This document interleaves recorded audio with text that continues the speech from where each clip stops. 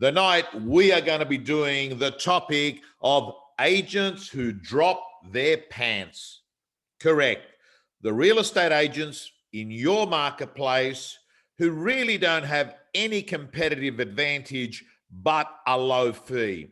And I think one of the things that you should always bear in mind and you should remind vendors of is if another real estate agent thought that they could match you on service, results, strategy, marketing, process, raving fans, why would they be so obsessed on actually just focusing on cutting their fee? And the simple reason is very simple. If you don't have that much more to offer, you've got to offer something.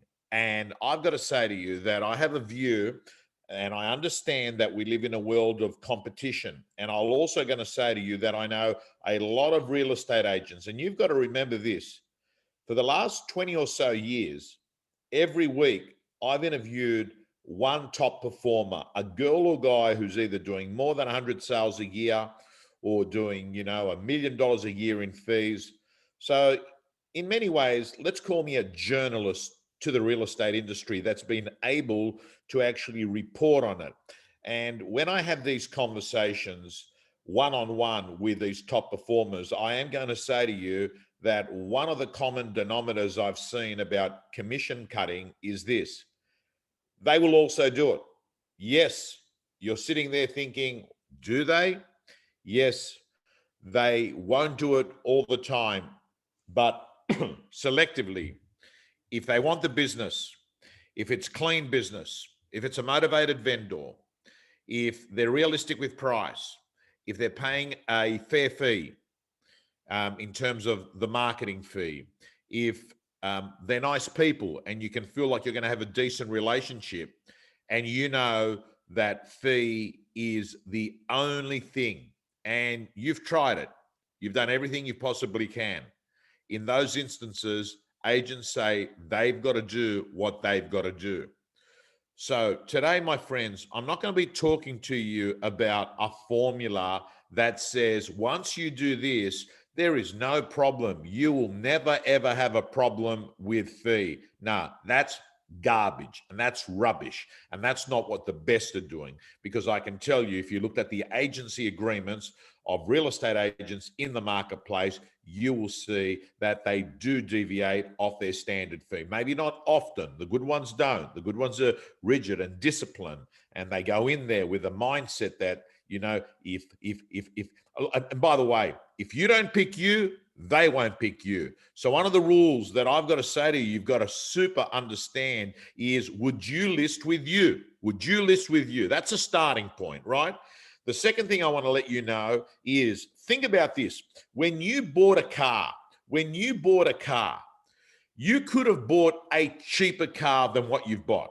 Think about it. I mean, I myself, the last car I bought, I didn't have to go off and buy a brand new Tesla. I could have got myself something, $30,000, $40,000 cheaper, but I didn't.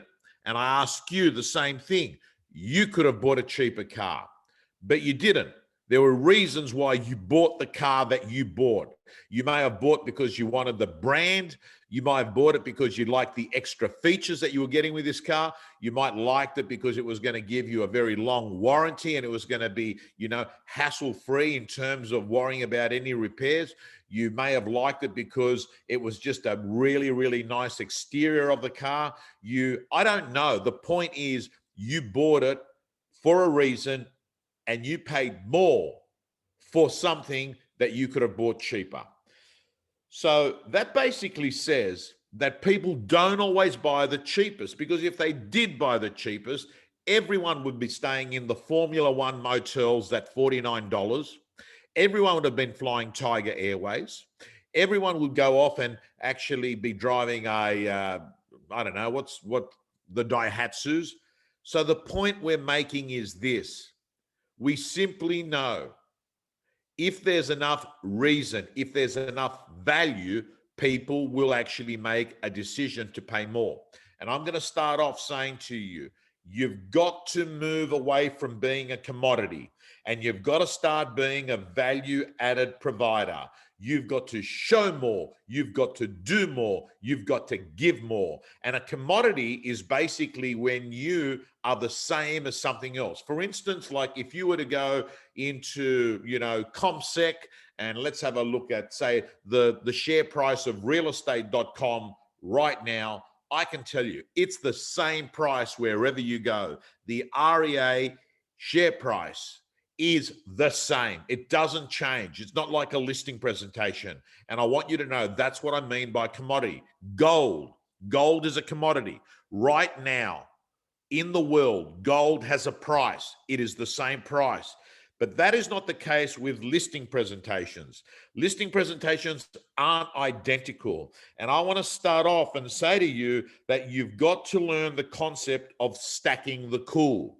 Stacking the cool is where you layer the extra things that a vendor will get with you, right? So everyone's going to be giving them the stock standard stuff. Yes, we'll put it in your window. We're going to put it on, the portals. We're going to get a brochure. I'm talking about layering extra stuff and stacking the cool. So they know, hey, these are additional things that we get. And one of the additional things that you've got to actually have as part of your stacking the cool is this. You've got to look for the weakness in your competitors. You've got to look at their weakest spot. And that weak point can become something that you can stack the cool. For instance, hypothetically speaking, let's assume right now for a moment that one of your competitors has a, let me just think. Okay, so let's assume you are up against a very dominant agent who runs a very big, effective business unit team. So let's assume that they've got three or four people in their team. Here's an example of stacking the cool. When you go to a listing presentation, you actually expose that as a weakness and convert that into a strength that you have if they were to list with you. So here's an example of how you would explain that to a vendor. Mr. and Mrs. Vendor, I've got to tell you that, yes, whilst we are not the biggest agents in this marketplace in terms of number of properties sold, I can tell you that whilst we might not sell the most properties, we sell the properties the most. And the reason why is that when you list with me, you get me. You see, there are other real estate agents in this marketplace that actually come over, they secure the business, because as far as they're concerned, the real sale is to get your business. Then what they do is they outsource your property to someone that is a junior, often on a salary of $35,000 to $45,000 a year, no real skilled in negotiation, very junior in the role. And what they'll do is that they'll do all your open for inspections, and they'll be having the conversations with the buyers, and they'll do the ring around where they're calling all the buyers that have interested in your property that have come through opens, all the email inquiry. And I've got to say to you, that's not going to happen with me. I've made the decision that I'm not going to be an Aldi. I'm not going to be an IGA supermarket. I will actually list less properties, but I will have responsibility to handle those properties myself. I will do all the opens. I will do all the callbacks. I'll do all the negotiations. I'll be there from start to finish. And I've got to let you know, I'll be having the conversation with every buyer and you to do with this property. So guys and girls, there's an example of what I mean, finding out the weaknesses of your competitors. The next thing I want you to understand is that in fee cutting, you've got to be super clear that one of the most useful things that you can do is to have a case study. And I've seen agents do this brilliantly, where they'll go into, on their iPad, and they'll go into a Dropbox file and they'll actually show case studies of properties. And what they'll do is they'll actually bring up the original agency agreement that they signed of a property. And they'll actually have in there, hey, I want to just talk to you about this property. This is a property in, Kingsford Street. And I've got to tell you, it was a 4-bedroom home. And I'm going to just go through all the marketing material, the agency agreement. I'm going to go through all the vendor letters. I'm going to go through everything. I'm going to show you what it's sold for. I'm going to show you what we actually charged in terms of our commission, what the marketing was. And I'm also going to show you what we actually valued the property when we came out to see it and what it sold for.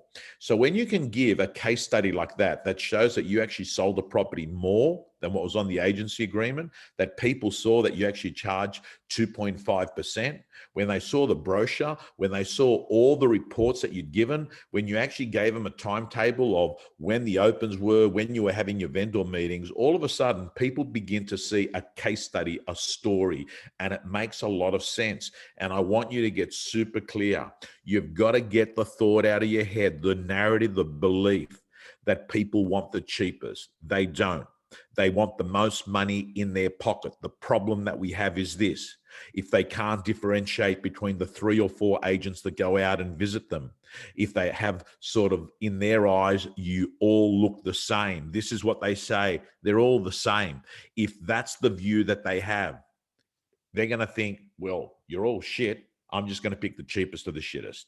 That is the logical thought that takes place in the mind of a vendor who has not been hit by what I call the standing ovation listing presentation, the listing presentation that was so good that people just felt like they had to applaud it. They don't stand up and applaud it, but they just think to themselves, you know what? We've seen 3 other agents. This agent here, they're miles ahead of anyone else. And that's what I basically mean by having a listing presentation where you stack the cool, and that you actually are able to deliver more. You got to show more, you got to do more, you've got to give more. The next thing I want you to understand is that you've got to be very good at showing that there are actually, not one price in the marketplace. And what I'm going to do at this stage, I'm going to actually just open up my iPad here, and I'm just going to draw up here, and I'm going to just show you some of the diagrams that you've got to be sitting there in front of a vendor at a listing presentation, showing them the process.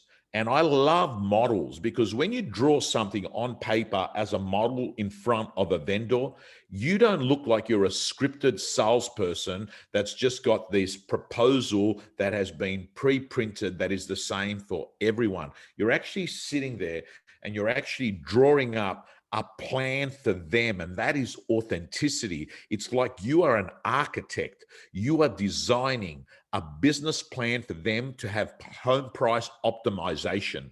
And I think that one of the pieces of dialogue you've got to be using at a listing presentation is saying, Mr. and Mrs. Vendor, I've got to tell you, the cheapest agent and the best agent is generally not the same agent. And Mr. and Mrs. Vendor, I've seen a lot of owners lose tens of thousands of dollars at the time of sale because they tried to save a few $1,000s at the time of listing. Let me show you how to avoid that mistake.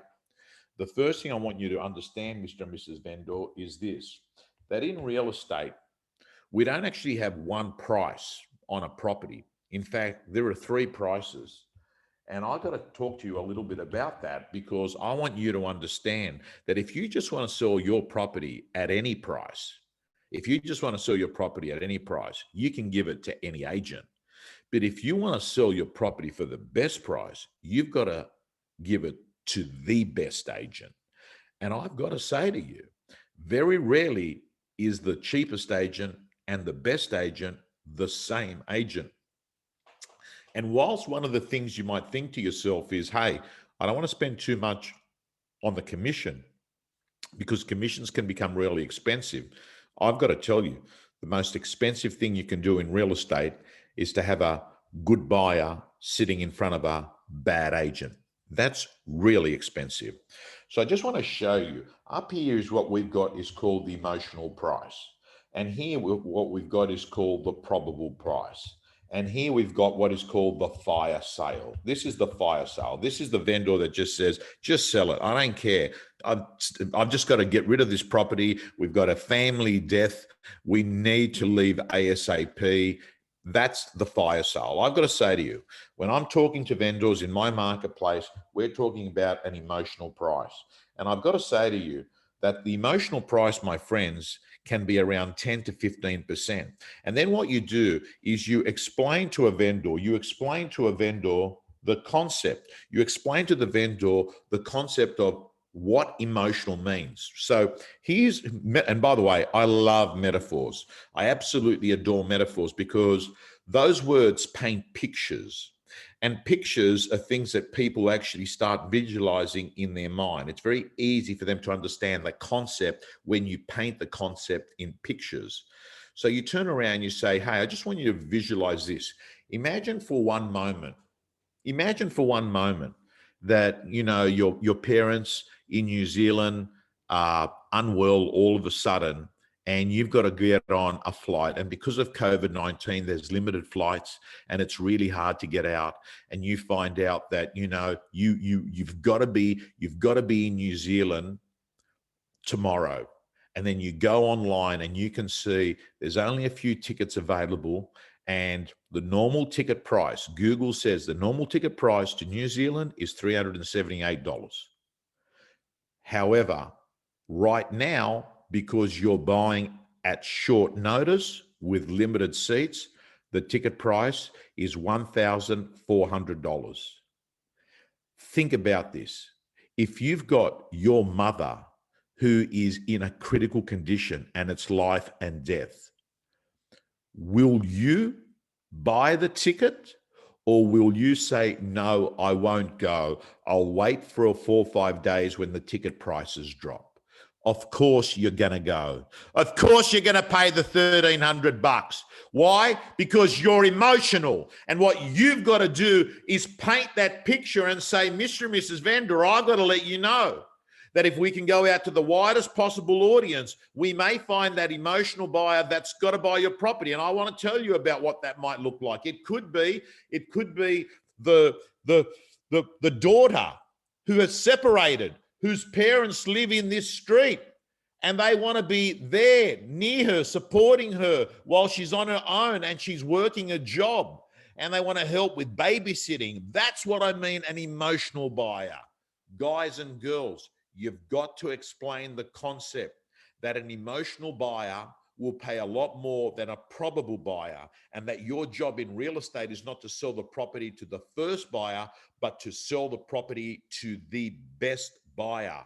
And I've got to say right now that what I'm going to do is actually just quickly just go through and show you a slide that my real estate gym members tell me in their way.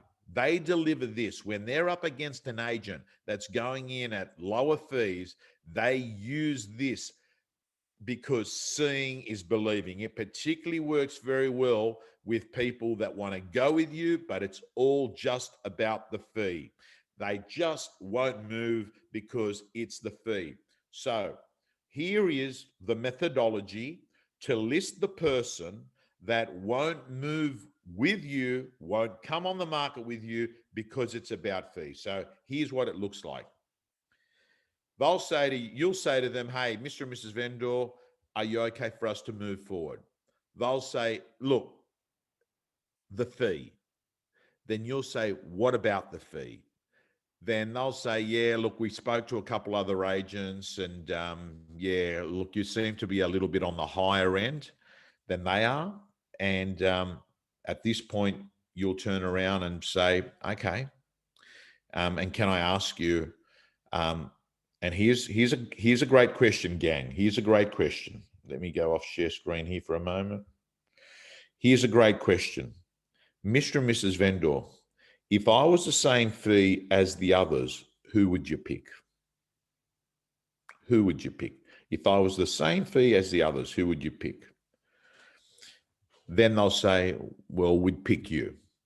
Again, let me preface, this is a strategy you use because they want to go with you, but it's purely fee. That's the issue, right? And then you'll say, okay, so you'd pick me. Can I ask you, why would you pick me? And then they'll probably spurt out 1, 2, or 3 reasons, right?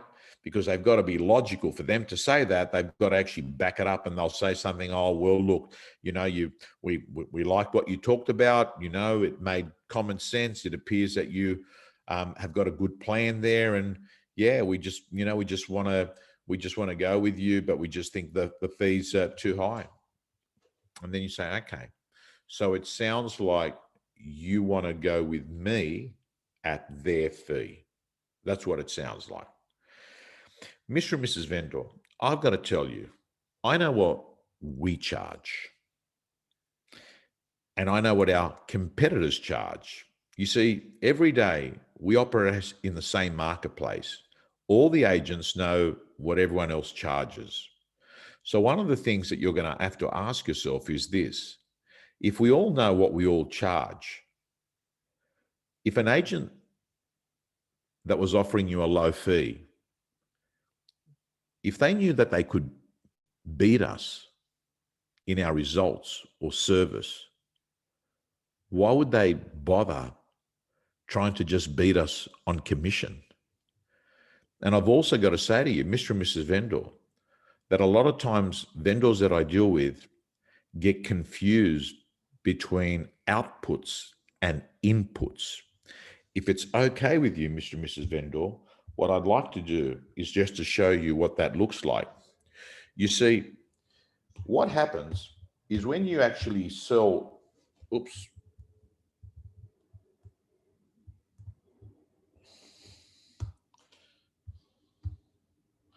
You see, Mr. and Mrs. Vendor, what actually happens in real estate, we're trying to work out whether you go with agent A or agent B. And I want you to understand that we're going to just work through the process, because fundamentally, I want you to understand this net figure principle. The net figure is this. When a property gets sold, it gets sold at a price. That's the first thing.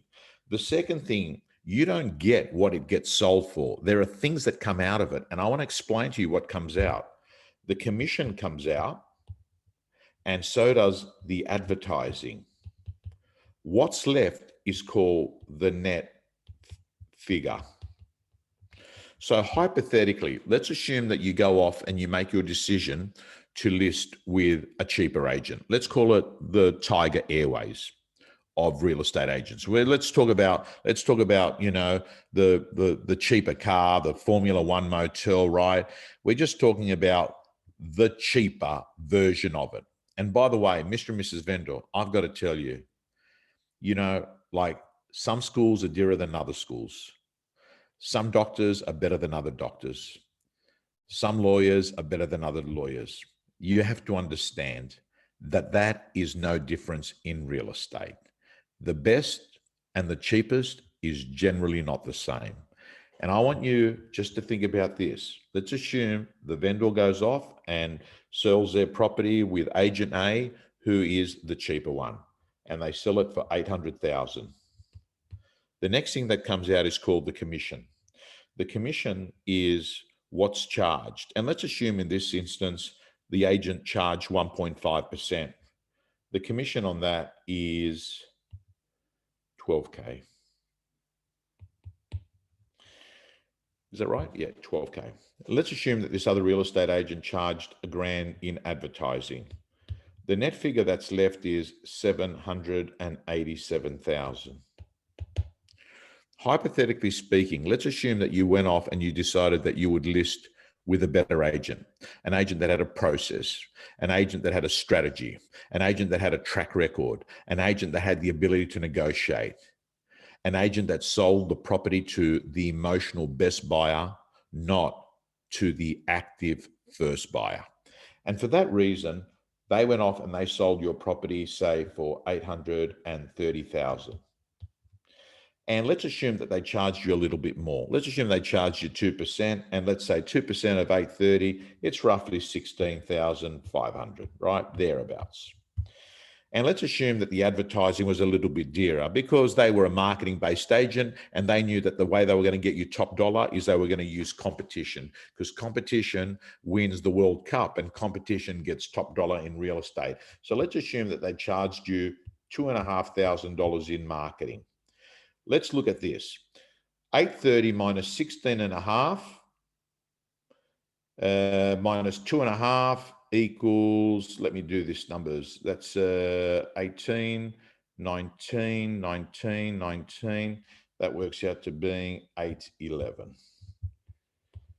Correct me if I'm wrong, but I think that that's right. It is. So as you can see, Mr. and Mrs. Vendor, what you thought was in fact the cheapest agent here has ended up being the most expensive agent. And the agent that you thought was the dearer agent was in fact the cheaper agent. So I've got to tell you, when you really look at this graph here, the cheapest agent is the one that gets you top dollar. And by the way, guys and girls, you saw me sort of stutter a little bit there as I'm doing the numbers, as my brain gets sort of very tired late at night. But I've got to tell you, you've got to make sure that you add these numbers and you get them right. Because I have heard of an instance where a real estate agent did this, saw me do it at a training session, went out to a listing presentation, was pumped, said, I'm going to go off and I'm going to do this. And when they did their numbers, they ended up having a figure for agent A having a higher figure than agent B. And the agent was so embarrassed, he had no choice but to say, so as you can see, you're probably actually better off going with the other agent. And oops, we don't want you to do that, do we? We don't want you to be the dumb agent that couldn't even add the numbers up at the listing presentation and then actually said to the vendor, if I can't be your first agent, maybe I can be your second agent. Guess what? When you go through this process, you're going to find that vendors are going to say, hang on a second, this guy's not a bad negotiator. This guy's here sort of, talking me through this. And by the way, the act of this alone is showing a vendor that you have got the ability to negotiate with buyers. Because one of the things the vendor is going to be thinking to themselves is, hey, this kind of performance might work on the other side of the fence when they're dealing with buyers as well. So I've got to say to you, and even when you get a vendor that's going to say, hey, listen, but you can't guarantee me that. Here's what you say, Mr. and Mrs. Vendor, I can't guarantee you that, but I can tell you that, would you agree that being a good negotiator is important in selecting an agent? They're going to say yes. You'll say, how am I doing as a negotiator? Because that's what you're paying. You're paying me for the last conversation that I'm going to have with the buyer that's going to buy your home. I'm letting you know that's the value there. That's what you're paying me for. And I'm letting you know that the ability to have the best conversation in the marketplace and being able to negotiate with that buyer could mean an extra $50,000 in your pocket. And I'm letting you know I'm going to protect your house like a German Shepherd protects their owner. And I'm also letting you know, Mr. and Mrs. Vendor, right now you're sort of saying to me, I can't guarantee you that. Here's the deal. Why don't I do this? I guarantee you I'm going to work harder than any other agent in the marketplace. I guarantee you I will give you service levels better than anyone else. So you know what I'm going to do for you? I'm going to put on your agency agreement what I call a flexi fee. I'm going to tell you 1.5% to 2%. Vendor discretion. You decide. But when we're putting that sale together and you see that I've worked my ass off, I want you to be able to say, yes, you were worth it. I'll pay you the high fee. So what I'm saying is I'll let you decide what you pay me when we're putting that deal together. Get me into action first. Let me work for you, right? And then decide. Guess what, guys and girls? That flexi fee is being used by many of the real estate agents I work, trained, coached. And I've got to tell you, Chris Hassel from Buxton's, I've got to tell you, arguably one of the best agents in Australasia. Can't get over how good this guy is. Go watch the video in the real estate gym on how he actually uses flexi fee. And whilst we're talking about that, I'm going to give it because it is our closing days for Real Estate Gym 2021. It's the year that the Real Estate Gym app, we're putting around $250,000 in updating and creating an app for our gym members. And I've got to say to you, this is the kind of content that you sort of get given to you when you are a Real Estate Gym member. So if you're not, now's the time for you to do it. Come in for the next 12 months, realestategym.com.au. Susan tells me it closes tonight. Guys and girls, I'm letting you know, when it comes to commissions, what you've got to do is you've got to move away from being a commodity. You've got to be a value-added provider. You've got to show more, do more. You've got to show the net figure. And I'm letting you know, at the end of the day, when there's trust in the relationship, the terms become negotiable. That's another subject altogether, but I've got to say, for you to articulate and have this conversation, you can't have this conversation if there wasn't trust there. Because if there's not trust there, they're just going to sit there and say, hey, this is just a commission breath conversation. No, you can't do that. You've got to have trust, plus you're solving their problems. That's what gets business. Guys and girls, thank you so much. Real Estate Gym members, the work begins tomorrow. Let's go for it. Signing off.